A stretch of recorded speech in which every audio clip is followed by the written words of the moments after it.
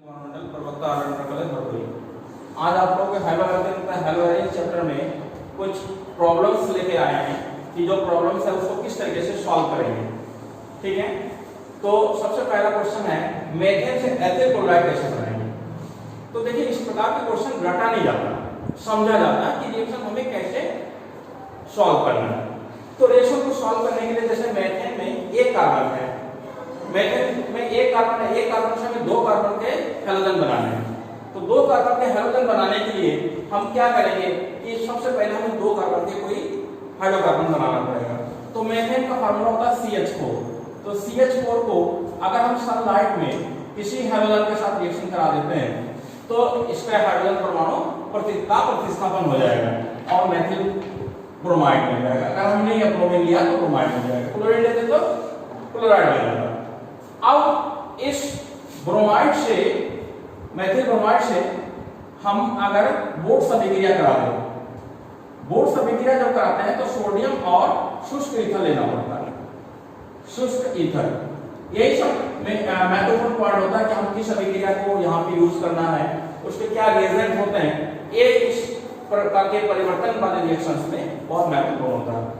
तो इसके हम बोर्ड्स अभिक्रिया में इसके दो अणु सोडियम धातु के साथ जब क्रिया करता है तो एथेन बन जाता है। क्या बन जाता है? एथेन। दो कार्बन आ गया।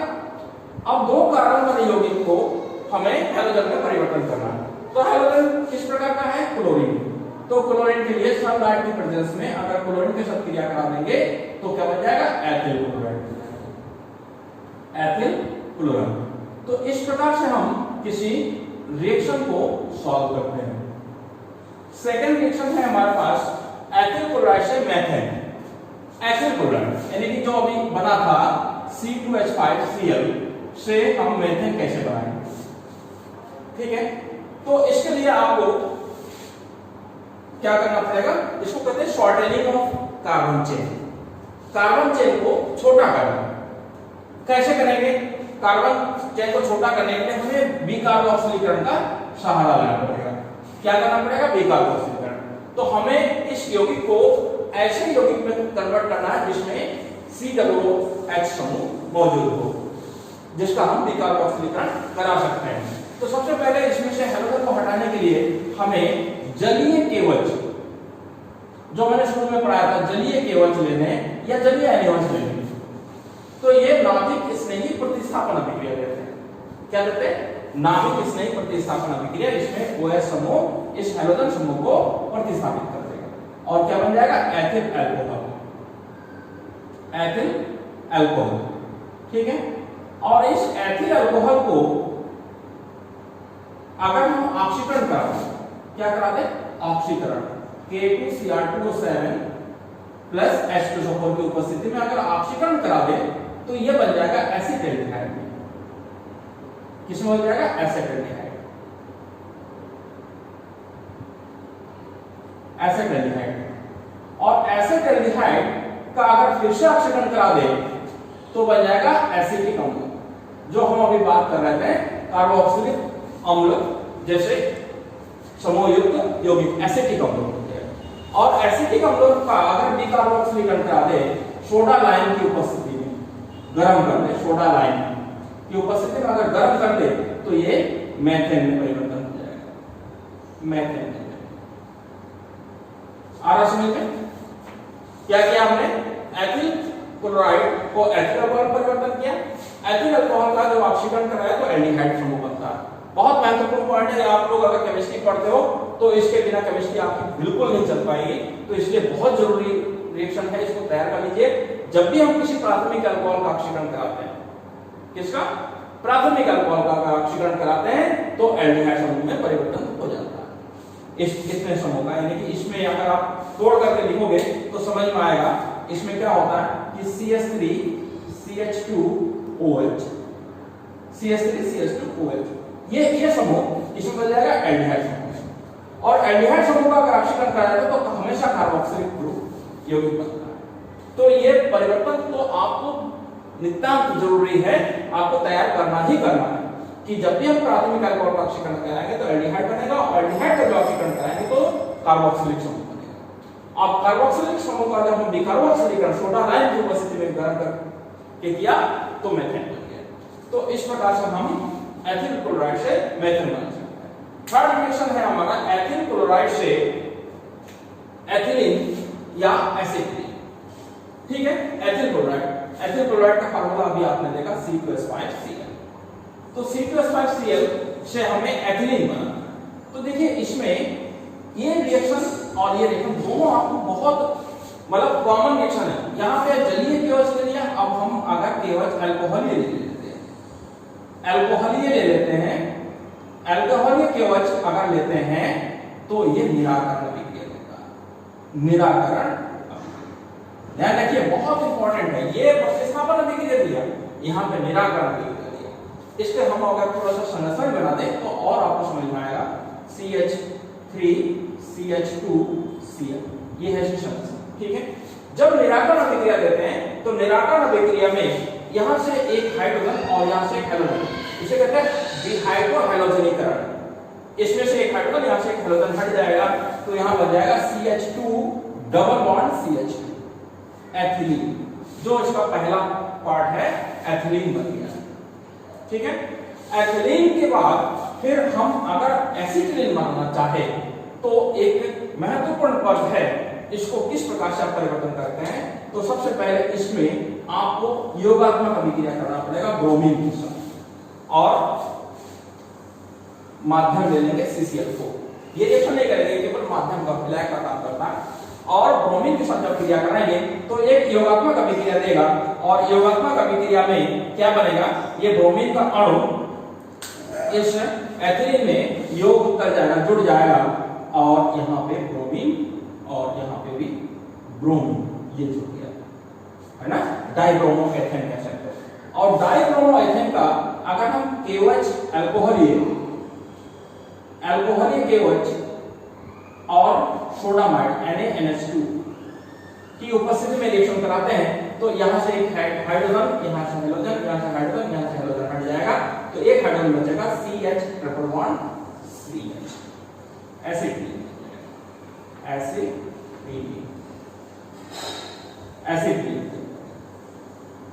ठीक है, बहुत महत्वपूर्ण रिएक्शन है। देख लीजिए कि यहाँ पे हमने निराकरण अभिक्रिया कराया तो यहाँ डबल बॉन्ड आ गया, यानी कि एथिलीन बन गया। एथिलीन का हम योगात्मक अभिक्रिया करा करके फिर हम निराकरण, डबल निराकरण करते हैं, है ना। डबल निराकरण जब कराया तो उसमें हमने एक साथ में 2 HBr अणु इसमें से निकल गए और क्या बन गया, ट्रिपल बॉन्ड बन गई, क्या बन गया, एसिटिलीन। ठीक है, फिर आता है हम एक रिएक्शन है आयोडोफॉर्म अभिक्रिया, जो हाइड्रोफॉर्म अभिक्रिया में पढ़ाया था जिसमें क्लोरोफॉर्म, ब्रोमोफॉर्म, आयोडोफॉर्म बनाया था। उसी प्रकार की एक अभिक्रिया है आयोडोफॉर्म अभिक्रिया में। हमें एक महत्वपूर्ण पॉइंट हमने बताया था, फिर आपको याद दिला देते हैं कि आयोडोफॉर्म अभिक्रिया में वे पदार्थ भाग लेते हैं जिसमें एसिटिल समूह, लेकिन एक एक्सेप्शन के तौर पे हम एथिल अल्कोहल भी ये अभिक्रिया देते हैं। इसका रीजन भी मैंने बताया था, एथिल अल्कोहल इसलिए देते हैं कि इसका जब आयोडीन के साथ या क्लोरीन के साथ या ब्रोमीन के साथ रिएक्शन कराया जाता है तो उसका सबसे पहले ऑक्सीकरण होता है और एल्डिहाइड, और एल्डिहाइड समूह जिसमें उपस्थित होता है अर्थात जिसमें एसिटिल समूह उपस्थित होगा तो वो इस प्रकार की अभिक्रिया आयोडोफॉर्म यानी कि हैलोफॉर्म अभिक्रिया देंगे। तो हम ethyl alcohol CH3 CH2OH ethyl alcohol की क्रिया अगर हम NaOH और आयोडीन के साथ कराते हैं, ठीक है, 6NaOH + 4I2 इसके साथ अगर कराते हैं तो यहाँ पे आपका सीधे सीधे CHI2 ये पीले रंग का पदार्थ आयोडोफॉर्म बनेगा, आयोडोफॉर्म, ठीक है, plus 5NaI plus HCOO Na plus H2O balance कर लीजिए।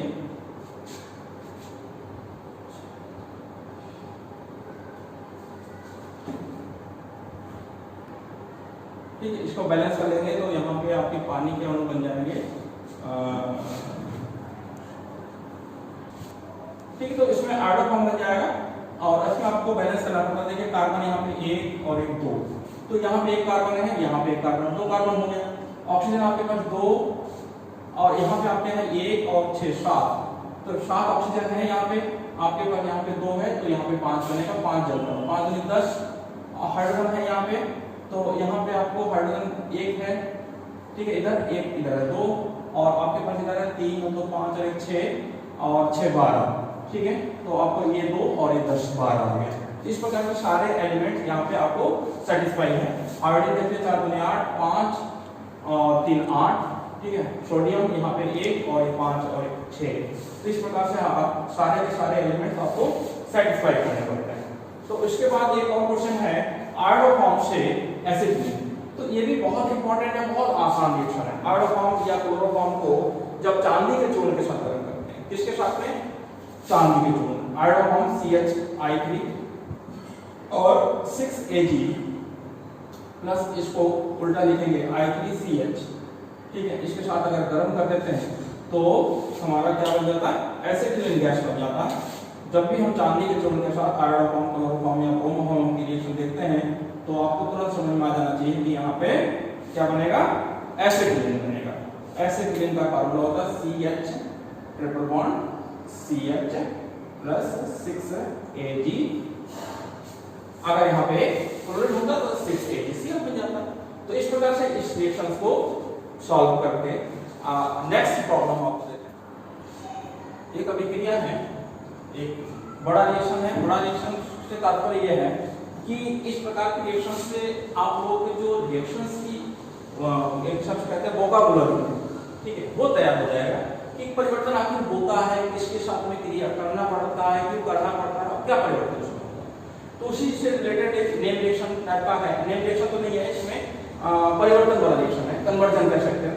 एक कार्बनिक यौगिक A जिसका फार्मूला C4H9Cl जलीय केवल के साथ अभिक्रिया करके यौगिक B बनाता है।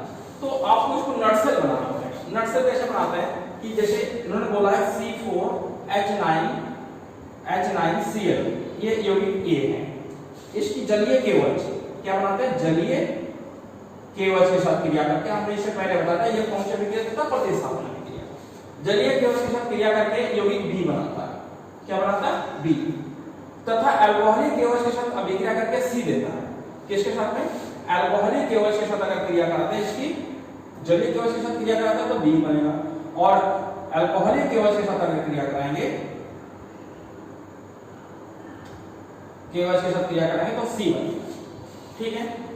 जो B की वाष्प को गर्म करके, इसकी वाष्प को कॉपर के साथ अगर गर्म करके भी बनाया जा सकता है। इसकी वाष्प को अगर कॉपर के ऊपर गर्म करें तब भी इसको बनाया जा सकता है, ठीक है। यौगिक C ब्रोमीन जल के साथ, यौगिक C को अगर ब्रोमीन जल के साथ क्रिया कराते, ब्रोमीन जल के साथ C बनाया सकता है, और ब्रोमीन जल से आसानी से रंगीन कर देता है C, ठीक है, ब्रोमीन जल को रंगीन कर देता है, रंगीन करते हैं। C का ओजोनीकरण अगर कराया जाए, C का क्या कहा जाए? अगर ओजोनीकरण करा दिया जाए, ओजोनीकरण करा दिया जाए तो D और E प्राप्त होगा, D और E प्राप्त होगा। D NH2 के साथ में क्रिया करके, किसके साथ? NH2OH के साथ क्रिया करके F देता है। क्या बनाता है? F। तथा E NaOH के साथ क्रिया करके, E NaOH के साथ क्रिया करके, NaOH के साथ क्रिया करके एक अल्कोहल G देता है, G एक अल्कोहल देता है, ठीक है। और एक अम्ल का सोडियम लवण H भी देता है, H का सोडियम लवण, सोडियम Na का सोडियम लवण, ठीक है, सोडियम लवण होता है। नट से बना रहे हैं, ठीक है, उसके साथ क्रिया करके एक G तथा एक सोडियम लवण H देता है। क्या देता है? H, ठीक है। B प्रोपाइन को, B जो है प्रोपाइन, B के साथ अगर प्रोपाइन की क्रिया करा तो प्रोपाइन तथा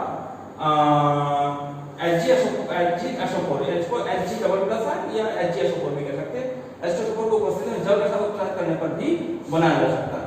D को इसके साथ में हम HgSO4 Hg double plus ion और H प्लस आयन की उपस्थिति में जल अपघटन करके भी बनाया जा सकता है। तो आपको A से H तक पहचानना है, A से H तक आपको पहचानना है कि किस प्रकार से ये बनेगा। तो हम यहाँ पर हमें जो है स्टार्टिंग पॉइंट पे हमें यौगिक को पहचानना है C4H9Cl है, जो कि हमें B भी दे रहा है और इसके पास C भी दे रहा है, और B को अगर हम ब्रोमीन जल कॉपर के साथ गर्म करते हैं तो C प्राप्त होता है। तो हमें इसको पहचानना पड़ेगा कि किस प्रकार की ये हैलोजन तो है, लेकिन किस प्रकार का, प्राइमरी है कि सेकेंडरी है कि टर्सरी है, क्योंकि जलीय केवल के साथ प्रतिस्थापन दे रहा है और इसके साथ निराकरण अभिक्रिया दे रहा है। तो अभी हमने इससे पहले भी समझाया था कि निराकरण अभिक्रिया प्रतिस्थापन अभिक्रिया में क्या अंतर होता है कि प्रतिस्थापन में जो Cl होता है उसको हटा करके OH समूह जुड़ जाता है। निराकरण अभिक्रिया में Cl समूह भी हटता है और हाइड्रोजन परमाणु भी हटता है। हटने के बाद फिर उसमें डबल बॉन्ड की स्थिति उत्पन्न होती है। डबल बॉन्ड की स्थिति जब उत्पन्न होती है वो निश्चित रूप से ब्रोमीन जल को रंगहीन कर देगा, ठीक है। और जब ओजोनीकरण करते हैं तो ओजोनाइड बनता है।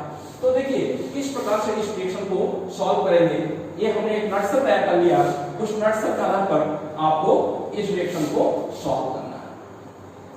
तो मैं उम्मीद करता हूं कि आप लोगों को रिएक्शन जैसे क्लिष्ट पद्धति है आप लोगों को समझ में आ जाएगा। C4H9Cl, तो C4H9 के कार्बन के 4 1 2 3 4 और 4 कार्बन किस प्रकार से जुड़ा हुआ है ये आपको इस रिएक्शन से आपको सिद्ध करना है कि किस प्रकार से जुड़े होंगे। अगर हम सपोज इस प्रकार से बनाते हैं टर्सरी, इसको क्या कहते हैं टर्सरी, ठीक है। इस प्रकार से अगर बनाते हैं इसके जलीय केवल के साथ क्रिया कराते हैं, देखते हैं क्या होता है।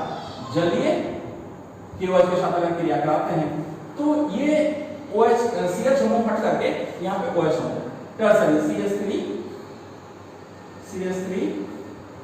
CH3OH।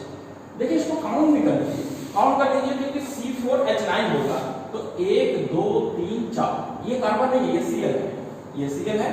तो 4 कार्बन 3 और 3 6 और 3 9 हाइड्रोजन और ये, तो हमें लगता है कि ये हो सकता है, अभी कंफर्म नहीं कर सकते। अगर हम इसकी जलीय केवल के साथ कराते हैं तो ये बन गया हमारा टर्सरी अल्कोहल या tertiary butyl alcohol, tertiary butyl alcohol, ठीक है। टर्सरी ब्यूटिल अल्कोहल जब हमने जलीय केवल के साथ कराया। अगर इसी को हम अल्कोहलीय केवल के साथ कराते हैं, अल्कोहलीय केवल के साथ कराते हैं तो अल्कोहलीय केवल में क्या होगा कि ये जैसे तीनों सिमेट्रिकल है, ठीक है, ये भी है CH3 ये भी है, ये सेम कार्बन, तो किसी भी एक कार्बन से एक हाइड्रोजन परमाणु का प्रतिस्थापन होगा और एक हाइड्रोजन परमाणु, जिसे हम कहते हैं डिहाइड्रोहेलोजन, हाइड्रोजन और हाइड्रोजन दोनों डलेंगे। तो जहां से हाइड्रोजन आप हटाएंगे वहां पे क्या आ जाएगा, डबल बॉन्ड आ जाएगा। तो सपोज हम यहां से हाइड्रोजन हटा रहे हैं या यहां से हाइड्रोजन हटा रहे हैं तो क्या हो जाएगा CH3 फिर C, जहां से हटा दिया उसमें हम डबल बॉन्ड CH2 और मान लिया ये रह गया, ये बन जाएगा, ठीक है। इसके साथ में क्या है, एक हाइड्रोजन यहां से हट गया तो यहां से H और ये Cl हट गया, ठीक है। तो ये बन गया, ठीक है। ये जो जैसे बता रहे थे ये C उत्पाद क्या बन गया, ये C। और इस जो हमारा B बन रहा था, ये जो B बन रहा था इसको अगर हम कॉपर के ऊपर गर्म कर दें, इसके ऊपर कॉपर के साथ में अगर गर्म कर दें, लगभग 300 डिग्री सेंटीग्रेड पे गर्म होता है, ठीक है। कॉपर के ऊपर अगर गर्म कर दे तो भी यहाँ से एक H2 अणु निकल जाएगा OH, और जैसे यहाँ से हमने H निकाला तो यहाँ से हाइड्रोजन चला जाएगा, तो ये बन जाएगा। तो ये कौन सा उत्पाद बन गया, C, समझ में, C उत्पाद बन गया। ये क्या कहते हैं हम, इसको कहते हैं 2-मेथिल प्रोपीन, 2-मेथिल प्रोपीन बन गया। बहुत महत्वपूर्ण पॉइंट है ये 2-मेथिल प्रोपीन। और 2-मेथिल प्रोपीन की बात कर रहा कि अगर हम ब्रोमीन जल के साथ क्रिया कराते हैं तो क्योंकि डबल बॉन्ड आ गया तो ब्रोमीन के साथ बहुत आसानी से योगात्मक क्रिया दे देगा। तो ब्रोमीन के साथ क्रिया करके ब्रोमीन जल का रंगहीन कर देगा, रंगहीन करने का मतलब ब्रोमीन के साथ जुड़ जाएगा। तो CH3 CH3 और यहाँ पर आपका सिंगल बॉन्ड परिवर्तन होगा, ये सॉरी ब्रोमीन की बात कर रहा तो ब्रोमीन यहाँ पे जुड़ जाएगा CH2 यानी कि ब्रोमीन जल को रंगहीन कर दिया, ठीक है, ब्रोमीन जल को रंगहीन कर दिया। अगर हम इसका ओजोनीकरण कराते हैं देखिए यहाँ पे महत्वपूर्ण पॉइंट है, इस रिएक्शन को हम अलग से लिखना चाहेंगे कि इसका अगर ओजोनीकरण करते हैं, ओजोनीकरण भी हमने आपको पढ़ाया होगा 11th क्लास में। ओजोनीकरण जहां डबल बॉन्ड होते हैं तो डबल बॉन्ड में ओजोनीकरण होता है, तो इस रिएक्शन को CH3 हम मॉडिफाई करके लिख रहे हैं, CH3 डबल बॉन्ड, हाँ C है डबल बॉन्ड CH, ठीक है, ये है 2-मेथिल प्रोपीन। इसका अगर हम ओजोनीकरण करते हैं, ओजोनीकरण का मतलब ओजोन के साथ क्रिया करते हैं CCl4 की उपस्थिति, तो जो डबल बॉन्ड है यहाँ पे ओजोन का अणु जुड़ जाएगा, तो इस प्रकार से उत्पाद बनेगा CH3 CH3 CO CH2, इस प्रकार से एक ओजोन आयन बन जाएगा। इसका जब हम जल अपघटन करा देंगे, जल अपघटन जिंक की उपस्थिति में करा देंगे, तो ये बन जाएगा आपका D और E, ठीक है, इसको हम D कर सकते हैं कैसे, CH3 CO, ठीक है, ये CH3 CO CH3, ठीक है, CH3 CO CH3 एसीटोन बन गया, ये बन गया आपका D, और इसके इधर क्या बन गया CH2O, फॉर्मेल्डिहाइड, क्या कहते हैं फॉर्मेल्डिहाइड, ये बन गया आपका E, समझ में आया, फॉर्मेल्डिहाइड बन गया और एसीटोन बन गया। अब क्या कह रहा है कि D जो है NH2OH के साथ रिएक्शन देता है, D का मतलब एसीटोन है, एसीटोन की क्रिया अगर हाइड्रोक्सिल एमीन के साथ कराते हैं, इसके साथ में हाइड्रोक्सिल एमीन, तो इसको उल्टा लिखना पड़ेगा हाइड्रोक्सिल एमीन को, ठीक है, ये है D, इसकी अगर इसके साथ क्रिया कराते हैं तो CH3 C double bond NH2, ठीक है, ये बन गया, ठीक है, यहां से H2O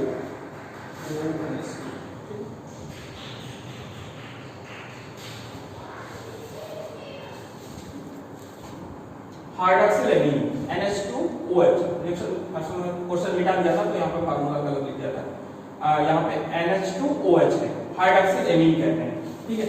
हाइड्रोक्सिल एमीन जब भी कोई कीटोन यौगिक के साथ रिएक्शन करता है तो वहां से एक जल कणु निकल जाएगा, ठीक है, इस प्रकार से एक जल कणु निकल जाएगा और ये हाइड्रोक्सिल एमीन का ये रिएक्शन होता है कीटोन के साथ में, ठीक है, ये बन जाएगा, और इसमें क्या बन गया आपका F, इस यौगिक का नाम क्या होगा F, ठीक है, और जो E है, E जो है वो NaOH के साथ क्रिया करके G और H दे रहा है, तो E क्या है हमारा फॉर्मेल्डिहाइड है, क्लियर है, E फॉर्मेल्डिहाइड, तो ये रिएक्शन में बहुत ही महत्वपूर्ण रिएक्शन है, इस बार भी बोर्ड में पूछा गया था, कैनिजर अभिक्रिया, याद आता है कि कैनिजर अभिक्रिया वे पदार्थ देते हैं, यानी कि वे एल्डिहाइड देते हैं जिसमें अल्फा हाइड्रोजन नहीं होते, ध्यान रख लीजिएगा, वैसे तो 2 से काम चल जाएगा, होते इसमें बहुत सारे कंपटीशन के लिए तो बहुत सारे पढ़ने पड़ेंगे, लेकिन 2 सबसे महत्वपूर्ण है 11th-12th के लिए, बहुत आसान है कि फॉर्मेल्डिहाइड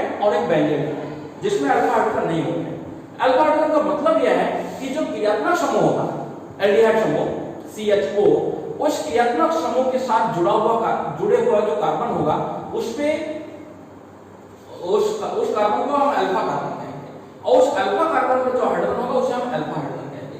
तो यहाँ पे फॉर्मेल्डिहाइड का मतलब होता है SCHO, ठीक है, SCHO में क्रियात्मक समूह ये है, इसके साथ में कोई भी अल्फा कार्बन नहीं है कि क्रियात्मक समूह के सिवाय कोई कार्बन है नहीं, तो इसमें अल्फा हाइड्रोजन विहीन है, अल्फा हाइड्रोजन या अल्फा कार्बन नहीं है, अल्फा हाइड्रोजन विहीन, ठीक है, अल्फा हाइड्रोजन विहीन एल्डिहाइड जो होते हैं वो कैनिजर अभिक्रिया देते हैं, तो कैनिजर अभिक्रिया जब देगा E जो कैनिजर अभिक्रिया देगा NaOH के साथ, सांद्र NaOH 50% NaOH के साथ एक लिखा जाता है, कैनिजर अभिक्रिया कहते हैं, तो वो अल्कोहल और सोडियम लवण बनाएगा, तो यहाँ पे कैनिजर अभिक्रिया में 2SCHO फॉर्मेल्डिहाइड के 2 अणु लेने पड़ते हैं और सांद्र NaOH लेने पड़ते हैं, तो सांद्र NaOH जब लेते हैं तो यहाँ पे एक बन जाएगा अल्कोहल, इसका नाम उन्होंने दिया G, क्या बनेगा अल्कोहल बनेगा, और एक सोडियम लवण बनेगा, तो इसके साथ में जब बनेगा तो HCOONA सोडियम लवण, इसका नाम है H, सोडियम फॉर्मेट, क्या बनेगा सोडियम फॉर्मेट। तो इस प्रकार से मैं समझता हूं ये काफी बड़ा रिएक्शन है, एक बार मैं फिर से आप लोगों को इसमें समझाना चाहता हूं कि शुरुआत में कंपाउंड लिया C4H9 Cl, C4H9Cl। ये यौगिक है, इसकी संरचना हमने ये लिया, ये यौगिक A है। इस यौगिक की जब हम जलीय केवल के साथ क्रिया कराते हैं तो टर्सरी ब्यूटिल अल्कोहल B बनता है, ठीक है, यानी कि Cl समूह हट गया और OH समूह जुड़ गया। और इस यौगिक को अगर हम अल्कोहलिक केवल के साथ क्रिया कराते हैं तो एक निर्जल आपका निराकरण अभिक्रिया देता है, जिसे विलोपन अभिक्रिया भी कहते हैं। तो ये बन जाता है आपका C, जिसमें डबल बॉन्ड युक्त कार्बन है। और इसको अगर ब्रोमीन जल के साथ क्रिया कराते हैं तो ये रंगहीन कर देता है, इसको रंगहीन कर देता है, ठीक है, ये कुछ बात हो जाता है। लेकिन C जो यहाँ पे आपका बना है C, इसकी अगर क्रिया हम ओजोन के साथ करा देते हैं तो ये ओजोनाइड बन जाता है। ओजोनाइड बहुत सिंपल होता है, मैं आपको बताऊं, कभी भी डबल बॉन्ड वाले यौगिक होंगे तो ओजोनाइड का मतलब होता है ये डबल बॉन्ड बीच में समाप्त हो जाता है और यहाँ पर ओजोन अणु में 3 ऑक्सीजन होते हैं, इस प्रकार से जुड़ जाते हैं, ये जुड़ गया, ठीक है। ये ओजोनाइड बीच में देखो कोई डबल बॉन्ड नहीं है। जब इसका जल अपघटन जिंक की उपस्थिति में कराते हैं, किसकी उपस्थिति में? जिंक की, क्योंकि यहाँ पे जल के साथ हाइड्रोजन पेरोक्साइड बन जाता है, हाइड्रोजन पेरोक्साइड इसका ऑक्सीकरण कर लेता है या इसका ऑक्सीकरण कर देता है। इसको रोकने के लिए हम जिंक लेना पड़ता है। जिंक के साथ जब क्रिया कराते हैं तो यहाँ पे एसीटोन और एक फॉर्मेल्डिहाइड बन गया, ठीक है। ये हो गया आपका ओजोनीकरण के बाद D और E। अब D जो उत्पाद है, एसीटोन जो बना है, वो हाइड्रोक्सिल एमीन के साथ एक रिएक्शन देगा, जो आप हाइड्रोक्सिल एमीन, ठीक है, हाइड्रोक्सिल एमीन के साथ क्रिया करके ये उत्पाद बनेगा F। और जो आपका E बना है, फॉर्मेल्डिहाइड बना है, फॉर्मेल्डिहाइड कैनिजारो अभिक्रिया दे रहा। कौन सा अभिक्रिया दे रहा? कैनिजारो अभिक्रिया। तो कैनिजारो अभिक्रिया की पहचान हमने बताया था कि वे एल्डिहाइड जिसमें अल्फा हाइड्रोजन नहीं होते हैं वो शांत रेजोनेंस के साथ क्रिया करके अल्कोहल और सोडियम लवण बनाता है। तो इस प्रकार से आपका अल्कोहल बन गया मेथिल अल्कोहल और सोडियम लवण बन गया सोडियम फॉस्फेट। इस प्रकार से आपके सारे A से लेकर H तक के सारे यौगिक आपको समझ में आ गया होगा, ठीक है। इस प्रकार से बड़े रिएक्शंस को किस प्रकार से हल किया जाता है आप लोगों ने देखा, और इसको प्रैक्टिस कीजिए बार-बार। इस वीडियो को शुरू से अंत तक आप जब देखेंगे तो मेरे ख्याल से समझ में आ जाएगा। अगर फिर भी नहीं समझ में आता तो आप हमारे कमेंट्स बॉक्स में कमेंट जरूर कीजिए और हमारे चैनल को सब्सक्राइब कीजिए। मुझे उम्मीद है समझ में आएगा, नहीं आता तो मैं फिर से इसको कमेंट्स बॉक्स को देख करके आपकी प्रॉब्लम्स को सॉल्व कर दूंगा। धन्यवाद।